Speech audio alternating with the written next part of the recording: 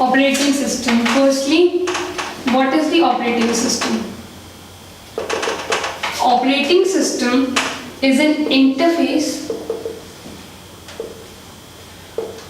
between user programs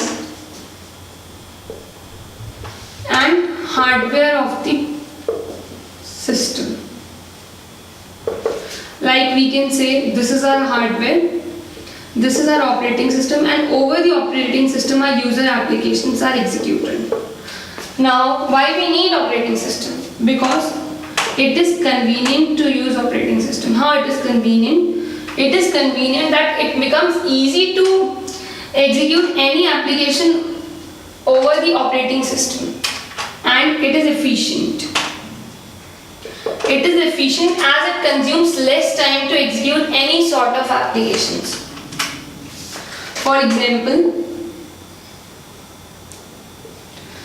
let's take a C program, main, printf,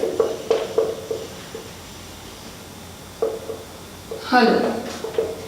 It is a simple main C program in which we are executing hello.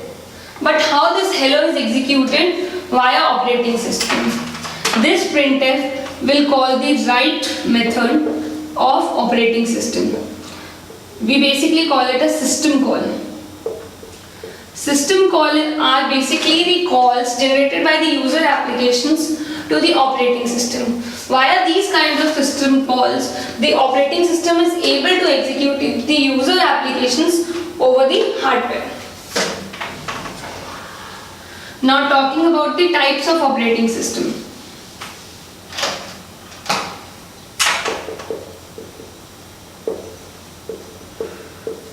Firstly, we have batch operating system. Before starting with the batch operating system, I must tell you, in our operating system there are two kinds of times. First is CPU time and second is IO time. Now what are these times? CPU time is basically the time in which the user application requires the main memory. Main memory as in for calculations and manipulations, and calling of the system calls also includes in CPU time. And what is IO time? In IO time, the user application basically requires the use of external storages like hard drive. So in CPU time, only one single user application can perform its CPU time one at a time. There is no way that CPU allows more than one application to be executed at a single time. But IO allows many applications to be executed at a single time. Now let's get to the point of batch operating system. Now what is batch operating system? Batch operating system is the primitive operating system, the first operating system that came into existence. So in the batch operating system, let's suppose I have many jobs to be done. Job 1, job 2. Now firstly, this is my CPU, and in this only one application can be executed at a time. So if job 1 goes to the CPU to the execution, the rest of these jobs are blocked till the time job 1 is not executed. So job 1 goes to the CPU time. After it executes the CPU time, then it goes for the IO. Till the time job 1 hasn't completed its CPU time and IO time and is not fully executed, job 2 and job 3 cannot be executed over the CPU and cannot have access to the IO time. It is very time consuming because there is no feature of multitasking. Only one task can be executed at a single time.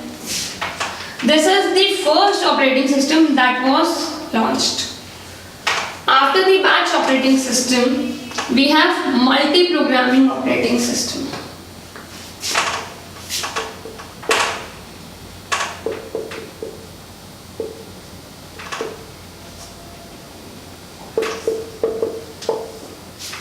Now coming to multi-programming OS, same, we have a many jobs like job 1, job 2, job 3.